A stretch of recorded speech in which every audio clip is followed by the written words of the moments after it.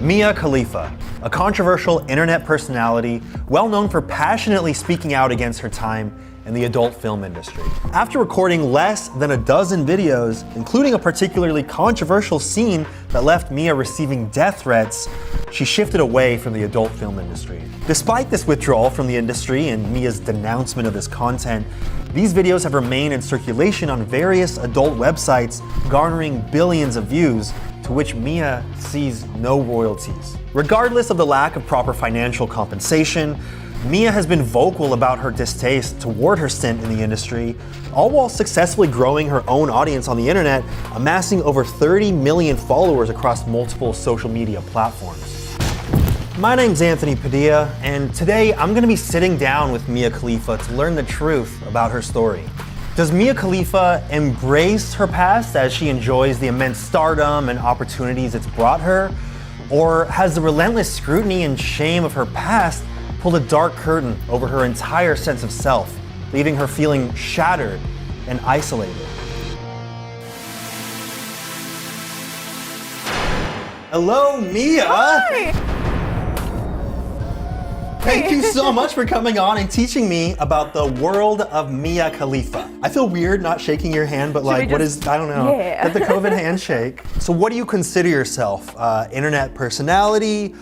World-renowned controversial human? I consider myself trying. Trying? I'm just trying to just keep myself afloat and do things that I like. Why is there so much controversy surrounding you? I feel like sometimes I inadvertently place myself in the middle of controversy. Like sometimes I really forget that, oh wow, there's people who like see my tweets other than my friends, and people who see my posts other than my friends, and then I end up being in a social media storm. Everyone starts with no audience for the most part, so you're learning as you go and you're like, oh wait, I can't treat my platform the same as I did when I first started. Which is a little weird for me to reconcile with, because I feel like authenticity comes from not really giving a fuck and saying whatever you want. Right, and that's why people liked you in the first place. Exactly, so now that I kind of like try and hold back and be a little bit more politically correct and diplomatic, I feel like I'm losing myself a little bit, so sometimes I just gotta throw a monkey wrench into everything normal and... Quick, say something controversial.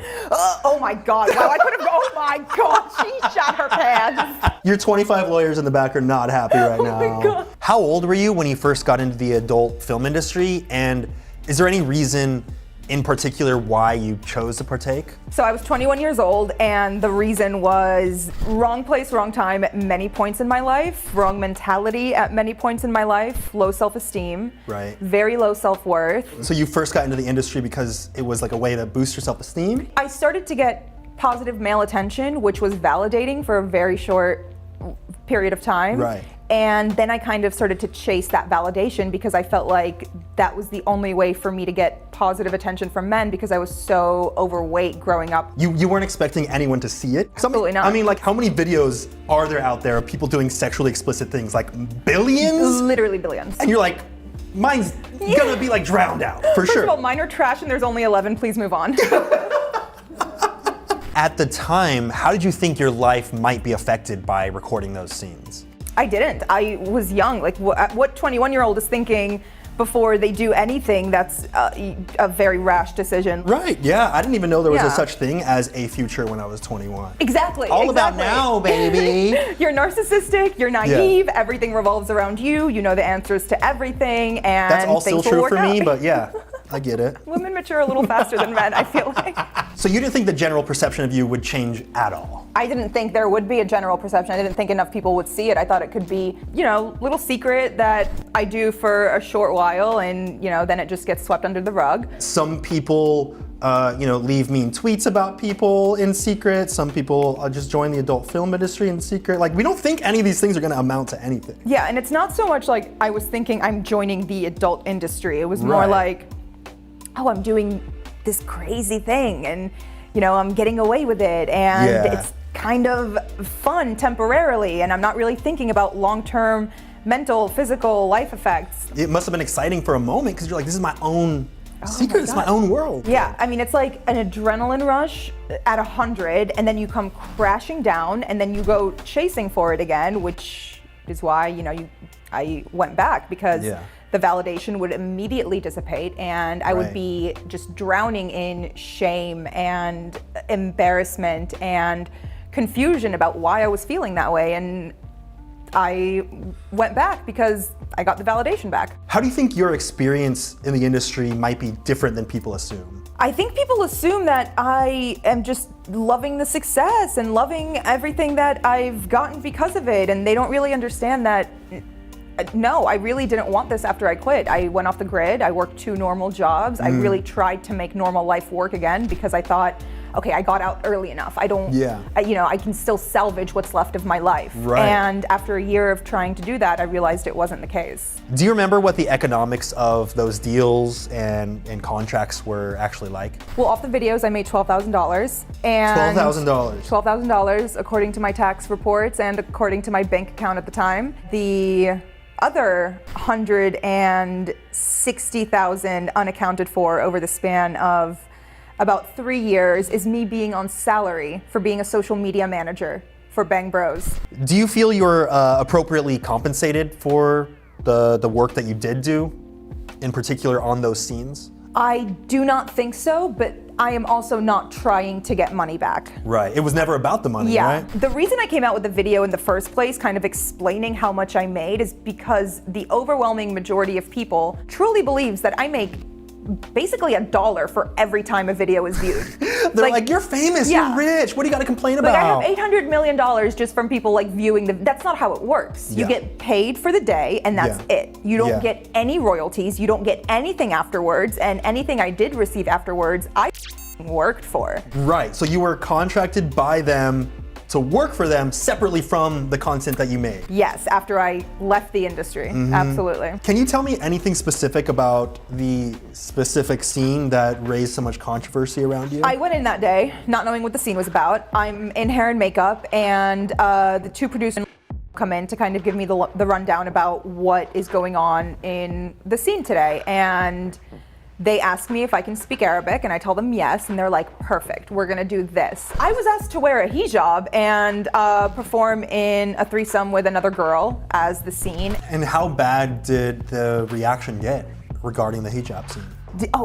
Death threats. Most of the death threats don't come from like the incels watching porn. They come from the people who were just so mad at me for putting on a hijab and making Muslims look bad. Yeah, you literally had people claiming to be ISIS giving you death threats. Yeah, sympathizers. And then my Instagram account at 2 million followers got hacked by ISIS sympathizers and then taken down for propaganda being posted on it. That's super interesting to me that you have had people, build whole hate campaigns surrounding you for that scene, but yet the people responsible for this get to just live high and dry, and they get to continue doing it to this day. Can I tell you what makes me sleep peacefully at night, though? Sure. Knowing that a man made an entire spear campaign against me because that's how much he fears me, and the truth coming out. Damn, So you got power, win. that gets my hard. Damn, Yeah. you've been doing push-ups lately? Because it's looking real strengthful. Veins are popping. Yeah.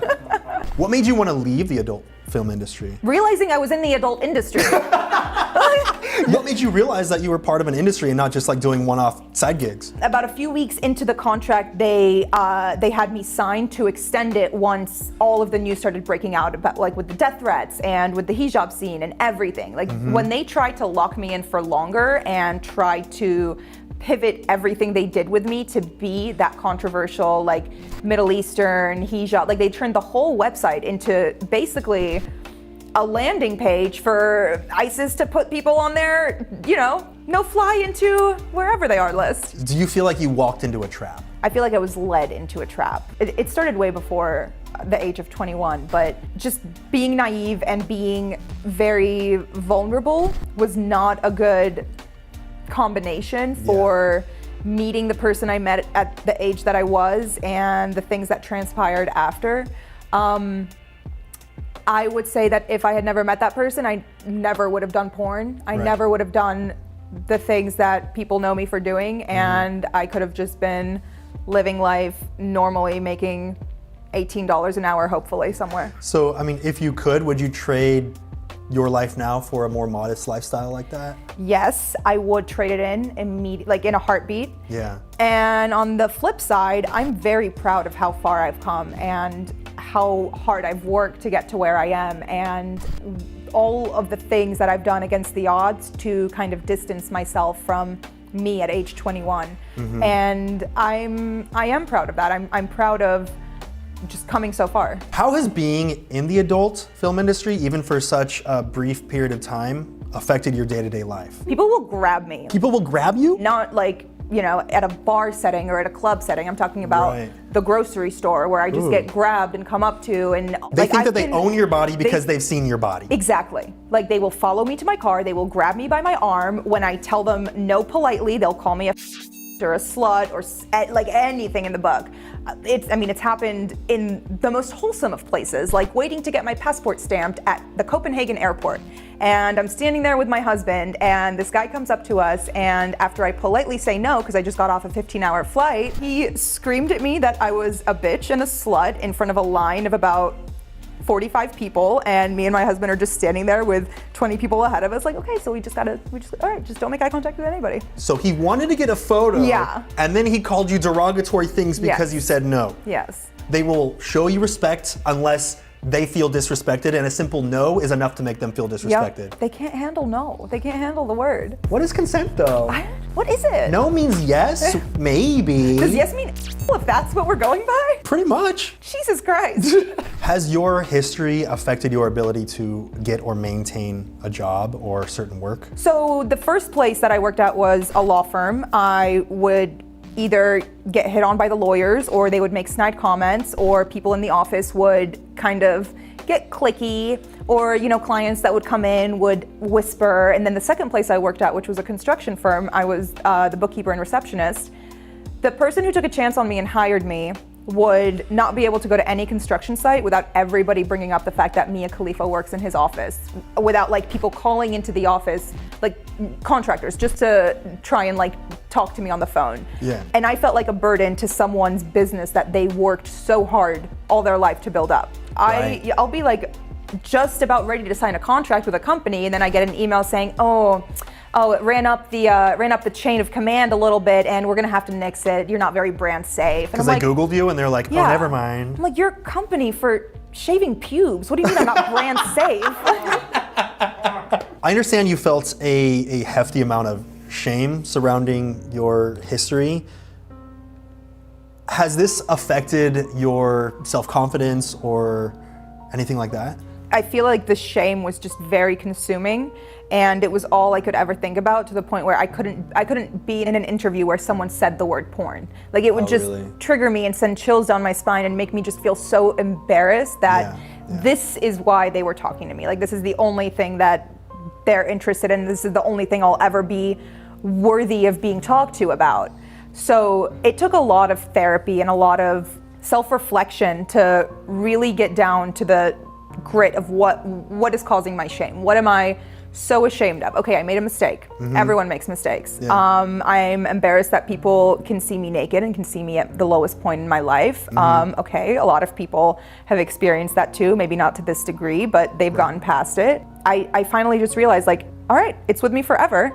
I just have to do enough good to bury the bad. How has therapy specifically helped you kind of move on from your past and feel a little bit more confident with yourself? It's just helped me accept it. For so long, I was internalizing and compartmentalizing to the point where I was living a life that was diluted. Like, I was going about my life just basically getting mad at anyone who recognized me for being Mia Khalifa, even though I was still trying to be an influencer and make a name for myself. So therapy really helped me come to terms with this doesn't have to be a bad thing. Like, this is what you make of it. And it all starts with you inside, working on your mental health and making sure that you're taking care of yourself and you're reassuring yourself and you're grounding yourself. So do you feel like you kind of hated a portion of you? Yes, that's what it was. I hated the part of me that was Mia Khalifa. I hated the part of me that made those decisions. Right. But I loved the part of me that was strong enough to overcome everything that was thrown her way. And I've kind of had to balance that love-hate relationship with myself to just fully accept it for all the good and bad, which I have not done quite yet. So do you feel like you've kind of learned to forgive that part of you that made those decisions in the past to do those things that you now regret? It's partly forgiving her and partly just telling that young girl that, hey, it's okay that these were the decisions you made, because those were survival decisions you made in that moment. I noticed that you refer to your past self, your younger self, in third person sometimes. Is that because you're kind of like distancing yourself from your younger self to a certain degree? My therapist brought that up last week. Really? What did you say? He said that that's part of dissociation, my dissociative disorder. When I look back on the things that were traumatic, I'm looking back at them from like an eagle-eye view. And you feel so disconnected? Yeah, exactly. You're like, well, you've obviously grown, evolved so far away from that I could see that those decisions, you would never make them now. So you're like, that's almost someone else. Yeah. What's your view on independently managed sites where people get to do sexual things like cams and things like that versus the actual porn industry? Oh my God, girl, if you have the entrepreneurial spirit to start your own website, right. Do it where you are in control of everything, and when you're ready for it to be taken down, all you have to do is press delete. Pornhub is estimated to have made over $500,000 off of your content.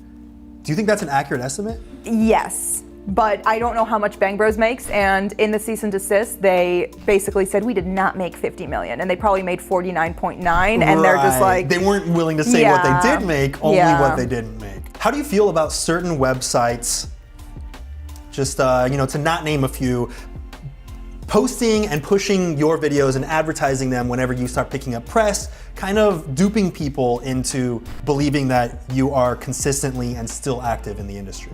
It's extremely detrimental, and that's been the hardest to get away from. Like if that wasn't happening, I think it would be a lot easier. Right, so it's not necessarily about the fact that you did these things in the past, it's about the fact that they are treating it, and it looks like you're still doing it actively. The most obvious when all of this started breaking out last week, all over again, most of the reaction was, wait, you're not still doing porn? Right, yeah. Like, sir, no, I barely get laid, I'm married now. Yeah, once a month at most. Yeah. Which is enough, to be honest with you.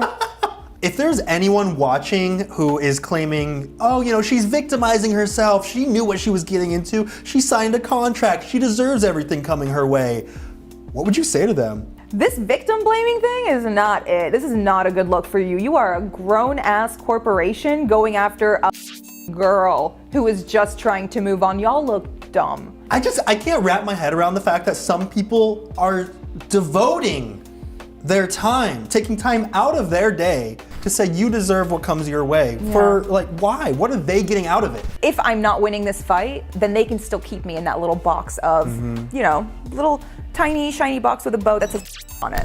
And that's where they feel safe with me being, because I'm not a threat in that box. And that power gets to go away if the general consensus is she doesn't want her body to be seen. We should respect that, even if she did sign something when she was 21 years old. Honestly, barely an adult. Yeah. And are our brains even fully formed? Not till 25. 25? So any decision you make now though, fully formed brain. Me trying to get out of my current lease, like. You're like, my brain's not fully formed, I'm a baby. You've said that statistically Muslim countries consume more porn than anyone else, so the men yelling at you are potentially the same men clicking on you. What do you think that says about the misogyny and hypocrisy surrounding the industry and just the taboo nature of it in general? I think that all of this ties back to shame. They are ashamed of themselves for watching it and being into it because it conflicts with their deep-seated love for their religion. So to make themselves feel better publicly, they need to put me down. They need to hate me. Otherwise, they're complicit in what I'm trying to do. Right, it forgives themselves. Yeah. How do you feel about the diss track named after you, literally called Mia Khalifa, that has gone so insanely viral thanks to the TikTok, which is purportedly the most viral TikTok in the entire Western world? I'm gonna be honest with you, because I'm a gangster and I don't really say this too often, but it kind of hurted me a little bit. Yeah. It just little bit. Your name is attached to something so incredibly popular that is specifically made and fabricated to take you down, or at least create some kind of smear campaign against you. It was the reason I was so adamant about never, ever, ever going on TikTok. I was terrified of it. I thought that everyone who ever used that song hated me and thought I was a slut, and I would just be completely shunned away from there if I ever like stepped foot onto that platform. I counted, the song literally says your name 38 times in it. Yeah, well, anytime someone puts my name in something, it's gonna get clicks. So congrats to them for figuring out how to clickbait. And that was specifically in response to A fake tweet that they created. They created the fake tweet? Yes, there is a whole video of them coming out and saying it was a fake tweet. Oh, they admitted it. Yeah, okay. but recently they posted an apology video about creating the whole song and about the slut shaming.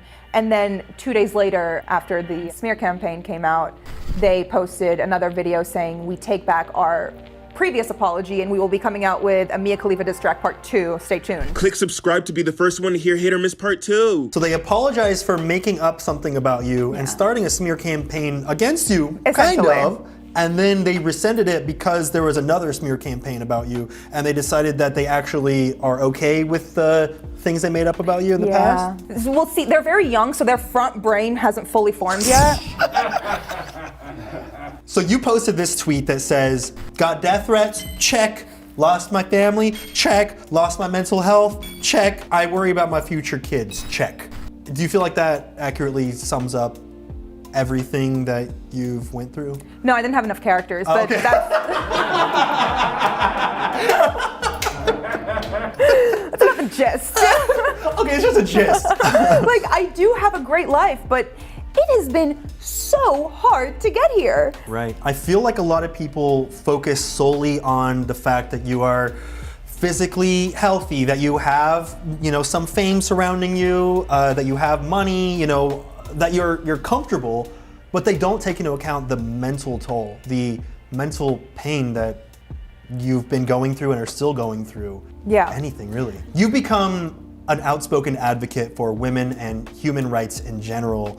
If it were up to you and you could change the laws to make things safer for people out there, what kind of things would you change? I just want to protect young women who want to go into this industry. I think that it should be illegal to force a woman to sign a contract right then and there. They force you to sign it then and there They in don't the seat? force you, but they put it in front of you and say, this is your contract, sign it.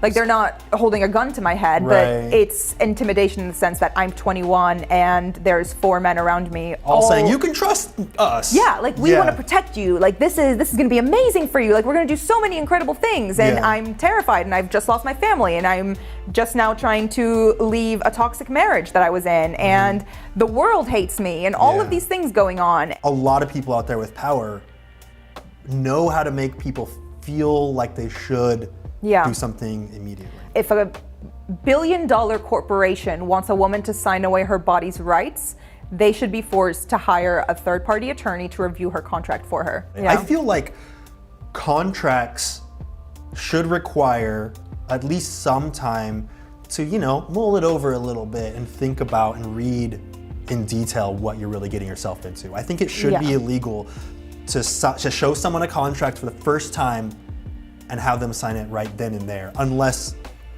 they make that choice very apparent. I was still very much in that validation-seeking mindset where I didn't know if I said, I want to have an attorney look at this, or I want to think about this, or I don't like this part of the contract. I thought that they would just say, all right, kick rocks, leave. I feel like now you know, and at least you can now send a message to people. Read a contract, give yourself some time, hire the right people, really think about it. It's not a good position to be in. No, especially when you're young. You feel really helpless. Yeah, absolutely. And there's nothing to be done about it because it's right there on paper. You signed it. Like, there's no refuting it. If there's anyone watching this right now who is young and thinking about getting into the industry themselves, is there anything that you'd want to say to them? Own your content.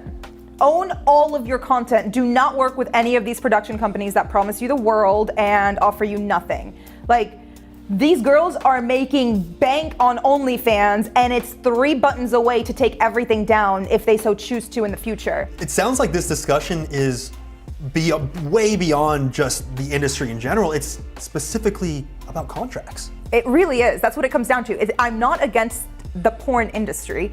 I am against these predatory contracts. It was about the aftermath because you were, Yeah. in a sense, taken advantage of due to predatory contracts and feeling forced to sign immediately on the spot. It's not all production companies that are this way. That's Right. there's a lot of female-owned porn production companies that have a limit on how long they've licensed your content and Right. how long it can stay up and be promoted. Whereas a lot of other companies, not so much. If you put profits above Human rights. human rights, I think that says a lot. I think Yeah. that really says a lot. Yeah. It says a lot about the disrespect that you have for that person or that type of person. Yeah, exactly. That you said it perfectly. I can't add anything better to that. Has your fame affected any of your relationships? Every relationship. Yeah. My first relationship after porn was dismantled for a multitude of reasons, but the main one being he kept me a secret from an entire part of his life because he was ashamed.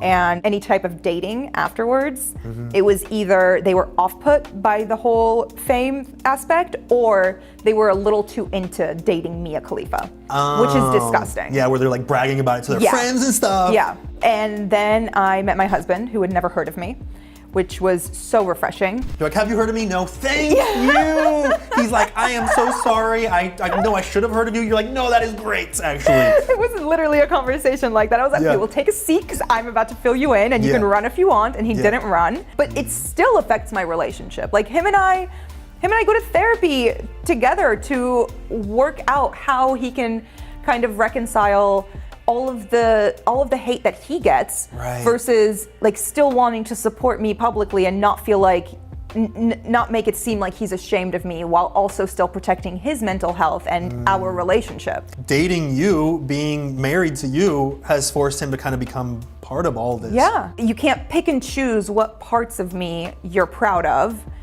It's either unconditional or I'm out the door. And I've been working towards that and really trying to understand what support means for both of us and how to kind of minimize those outside voices that are the public just trying to bring us down. And you know he really likes you when he's willing to take a death threat for you. Oh yeah. That's true love. It is. You haven't experienced true love It until you've is. taken a death threat for someone. What is a negative interaction that stood out to you that you think most people would not imagine to like actually happen to someone? I was at a business meeting in London, and I was there with a company that I had just signed with. It was the two men who were the heads of the company and my manager at the time, and we were just sitting down kind of celebrating having just done a great press tour for the project we were working on.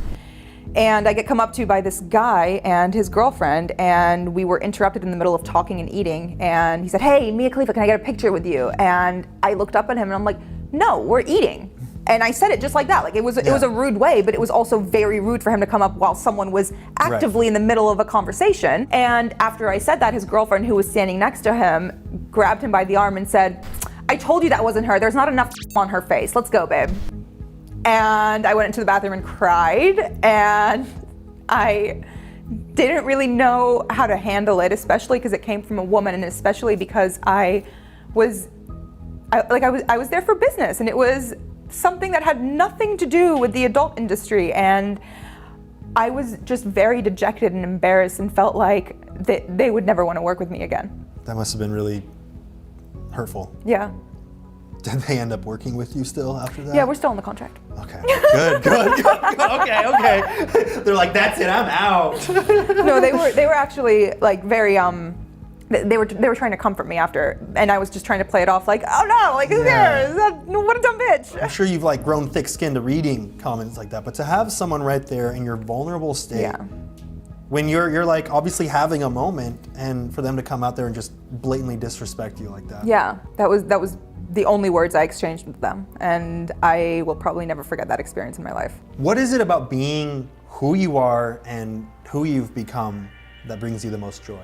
Being forced to learn more about myself and feeling a lot of times like it's never gonna work and it's worthless and I should just delete all social media and just give another shot at being a normal person and see if it works. But I'm very proud of my struggle. The things you've gone through and the ways that you've grown, I feel like you've been able to help a lot of people out there on the internet just trying to live their life. You know, you've been able to prevent them from making similar mistakes. I really hope so. Yeah. Otherwise, it's not worth it. Like, my mistakes are only worth it if other people can learn from them, because it's over for me, but I gotta try and do good with what I know. I actually have a parting gift for you, a Best Interviewer shirt, which you could get at padildoshop.com, but for you, Mia, this is free, and I will socially distance. Throw this to you. Don't let it get near your face, because this is infected. Okay. Okay? Okay. Yeah. Yeah. Yeah, disinfect that, spray the Lysol all up in that. This is why I do this, for free t-shirt. Damn, look at that! Best interview shirt. I'm gonna wear this to my next interview. Yeah! They're gonna be so mad. Best Interviewer shirt, you're like, I'm interviewing you. All right, you got 5 seconds to shout out or promote anything you want directly to camera. Go! Follow more Black creators on all social platforms. You got 5 seconds to place all of your burden from your past onto some other random person. Go! You look like you could handle it. He's been through some I mean, like, he's seen some This is my Horcrux now. Yeah. I'm putting all of my burdens in Just here. put it there. He could deal with it. If you subscribe to his channel, I will not follow you, but you should subscribe to his channel. Damn, who could want? I mean, like, that's a great deal. I will look at your account, but not hit follow. The self-control in that woman. Thank you so much, Mia. I feel like I understand the world of Mia Khalifa just a little bit more. And I would shake your hand, but, you know, we're doing this so distant right now. I feel so distant and far away from you. Thank you for the free therapy. You're welcome. After spending the day with Mia Khalifa, I've come to understand just how much a brief moment can define our entire existence, especially in the modern age. Shouldn't we be able to evolve and shift away from our decisions we made when we were barely adults, especially if our entire well-being is being jeopardized because of it? See you later, bye guys. Press a like. If you don't get free bagels for being in the adult film industry, like, why do it? Yo, they didn't even have craft services. That's bullshit. No, they had enemas. I'm just kidding.